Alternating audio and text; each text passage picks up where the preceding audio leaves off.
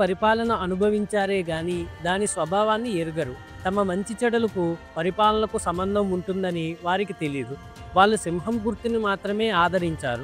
చిన్నవాడు ఎంత చెడ్డగా పరిపాలించినా ఆ గుర్తు ఉన్నంత కాలము ప్రజలు వాణ్ణి ఎన్నుకుంటారని స్పష్టమైంది. ఈ ఎన్నికలు రాజుకు కనువిప్పు కలిగించాయి. ప్రజలు మూర్ఖులు కారని ఆయన అనుకున్నది అబద్ధమైంది.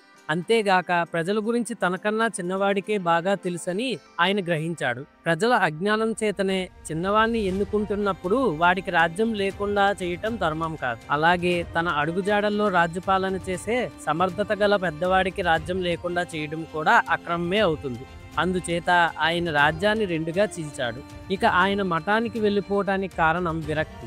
తన జీవితం అంతా దేశాన్ని ఎంతో చక్కగా పాలించి ఆదర్శ ప్రభువని ఖ్యాతి తెచ్చుకుని కూడా ఆయన తన ప్రజలకు రాజకీయ పరిజ్ఞానం ఏమాత్రం కలిగించలేకపోయాడు. వారికి దుష్పరిపాలనను నిరాకరించే జ్ఞానం కూడా లేదు. అందుచేతనే రాజుకు వైరాగ్యం పుట్టిందని అన్నాడు. రాజుకు ఈ విధంగా మౌనభంగం కలగ్గానే బేతాళుడు శవంతో సహా మాయమై తిరిగి చెట్టెక్కాడు. రేపు మరో కథతో మళ్ళీ కలుద్దాం. Stay tune.